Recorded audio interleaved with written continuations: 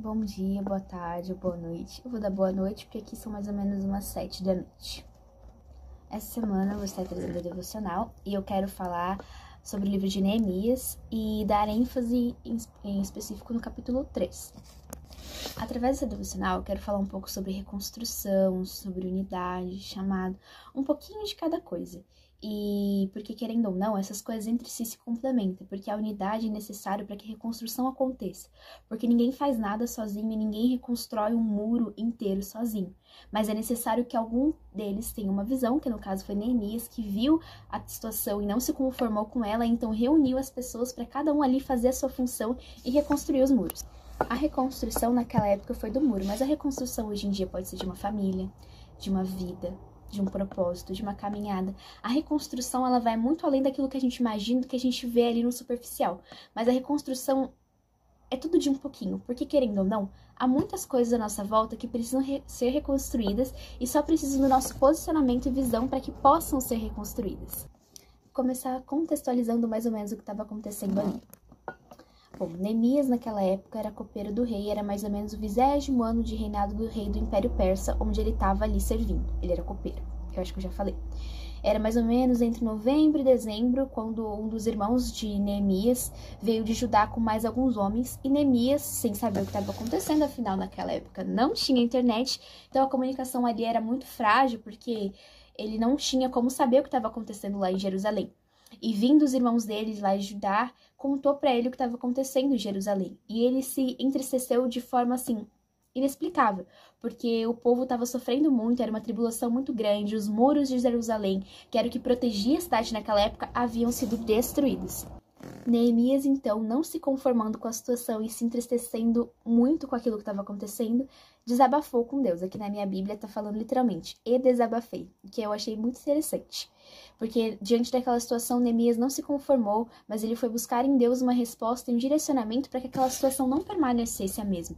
Porque Deus é um Deus de renovo, um Deus que faz nova todas as coisas. Então não fazia sentido continuar naquela situação quando Deus poderia fazer coisas novas. Então o posicionamento de Neemias mudou aquela situação, porque ele foi buscar em Deus uma resposta para que ele pudesse então reconstruir aquilo.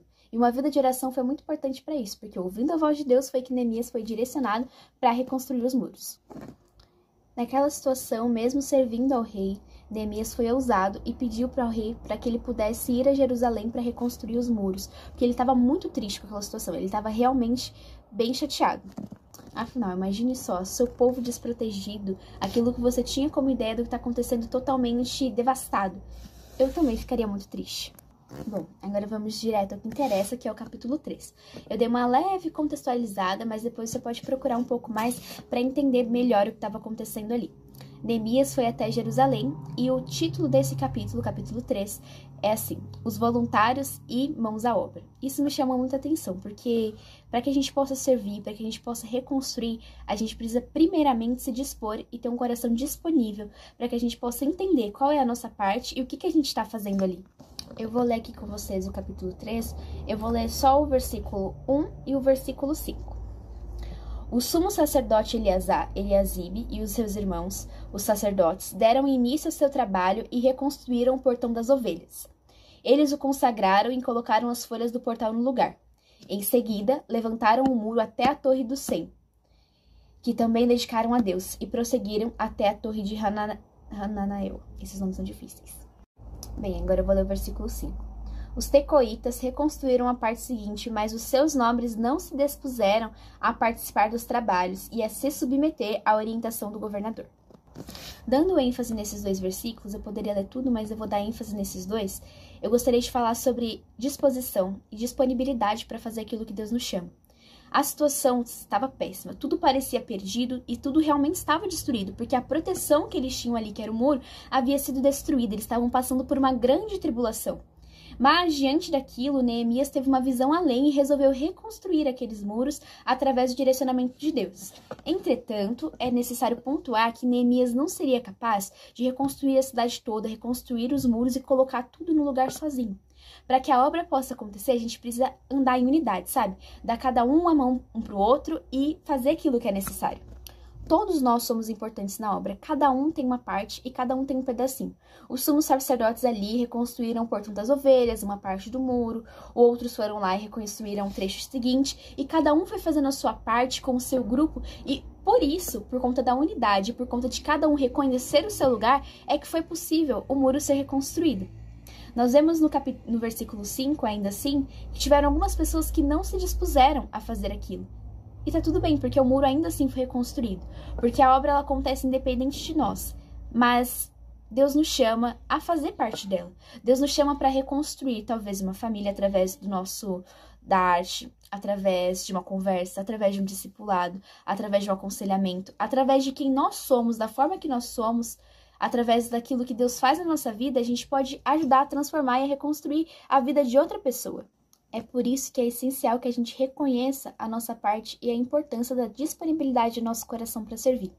Quando cada um de nós reconhece a sua parte e reconhece o que deveria estar fazendo dentro do reino, dentro do ministério, fica muito mais fácil, porque aí é como se fosse um quebra-cabeça grandão que se une como se fosse um imã. É como se tivesse um imã no centro do quebra-cabeça e a partir do momento que todo mundo reconhece a sua parte, o quebra-cabeça se une. E a liga é Jesus, é através dele que a gente faz as coisas. Nós somos chamados a trabalhar na obra, a trabalhar na reconstrução, mas a reconstrução é feita através dele e somente nele. E o que eu me questionei é se eu realmente estou reconhecendo o meu lugar, se nós realmente temos reconhecido o nosso lugar na reconstrução, se nós temos feito realmente a nossa parte, aquilo que Deus nos chamou especificamente para fazer. A comparação é algo que atrapalha muito e a falta de disposição também, porque a partir do momento que nós desejamos fazer a parte do outro, a gente deixa de fazer aquilo que Deus nos pediu e nos capacitou para fazer, e também a partir do momento que a gente deixa de fazer, fica ali um buraco e outra pessoa precisa suprir aquilo que era a nossa função fazer. Então, o que eu gostaria de questionar é o que Deus me chamou para fazer, o que Deus te chamou para fazer e quem você é dentro do reino. Quem você é nesse ministério, quem você é na sua igreja local, quem você é na sua família, qual é a sua função?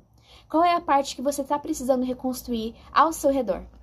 Servir e ter disposição é essencial, mas esse serviço, essa disposição, esse trabalho, esse tempo gasto no lugar errado, vai gerar frutos, mas poderia gerar muito mais frutos se nós estivéssemos no lugar correto.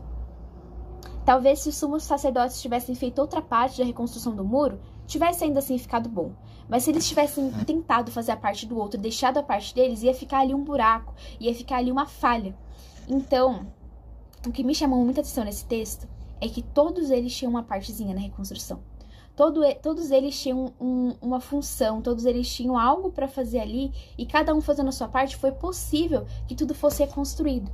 Os voluntários colocaram as mãos à obra, os voluntários reconheceram o seu espaço e entenderam o que é que eles estavam fazendo ali.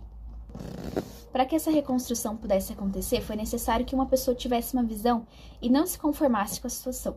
Neemias não se conformou com a situação de Jerusalém e foi isso que fez ser possível ser reconstruída a cidade. Às vezes nós nos conformamos com a situação que está ao nosso redor, com a situação que as pessoas próximas a nós estamos vivendo e não reconhecemos que nós podemos ajudar a reconstruir, a refazer, a renovar aquilo que parece quebrado e perdido. Porque Deus é um Deus de renovo, de novidade de vida. As coisas não permanecem sempre as mesmas onde Ele está, porque Ele faz tudo novo constantemente. Nós somos falhos, nós quebramos, nós nos esfriamos espiritualmente, nós precisamos ser constantemente reconstruídos. E através da nossa vida também nós podemos reconstruir, ajudar a reconstruir e ser usados para reconstruir a vida das outras pessoas. Talvez tenham pessoas à nossa volta que precisam dessa reconstrução, que precisam de uma visão além daquilo que é o superficial, uma visão além da aparência física, uma visão além do externo, mas uma visão interna daquilo que está acontecendo. E isso acontece na sensibilidade. Neemias se sensibilizou com a situação de Jerusalém e tomou um posicionamento frente a isso. E eu me senti convidada, e eu convido você também a analisar ao seu redor, ver aquilo que precisa ser reconstruído e tomar um posicionamento referente a isso. E não se conformar com aquilo de ruim que acontece, mas entender que o nosso Deus, Ele é um Deus de renovo e é um Deus que faz. E através dele nós podemos fazer grandes coisas, não porque nós somos bons, não porque nós merecemos, mas porque é Ele quem faz e a batalha é dele e a obra é dele. O reino de Deus é em movimento e nós somos chamados para nos movimentar juntamente com o propósito de Deus e através dele.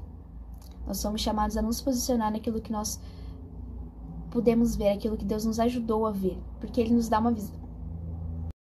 A visão exige disposição. Neemias teve a visão, mas se ele não tivesse se posicionado frente àquilo que ele viu e a inconformidade dele com a situação, o muro permaneceria destruído. Ele reconheceu a sua função, os sacerdotes reconheceram a função deles. Afinal, os sacerdotes foram chamados para reconstruir o portão das ovelhas e uma parte do muro. Talvez eles poderiam ter feito outra parte, mas a função deles era essa. Isso tem um pouco a ver com identidade. Quando nós reconhecemos a nossa parte no reino, a gente faz somente aquilo que é necessário, sai com qualidade, sai bem feito. E principalmente, nós não fugimos de quem nós somos. Deus é tão criativo e tão incrível que Ele dá para cada um de nós uma função, um dom, um chamado específico diferente. E é necessário que a gente tenha sabedoria, sensibilidade para reconhecer quem a gente é no reino, qual é a nossa função, qual peça nós somos. Cada um é uma parte do corpo e nós já estamos carecas de saber disso. Tem gente que é mão, tem gente que é perna, tem gente que é profeta, tem gente que é pregador, tem gente que trabalha, enfim, independente de onde você trabalha. Qual é a sua função no reino? Mas o que eu te chamo a não retroceder e a não negociar a sua identidade, não negociar a sua parte no trabalho.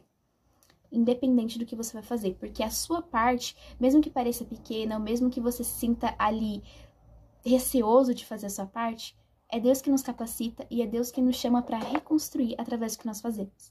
Através do circo, através da nossa adoração, através das flags, através das fitas, através das figuras, das portagens, nós podemos ajudar a reconstruir a alegria nas pessoas, ajudar elas a se reconstruírem a mente, a ver as coisas de uma forma diferente, abrir a mente das pessoas. Nós podemos trabalhar de inúmeras formas a reconstrução.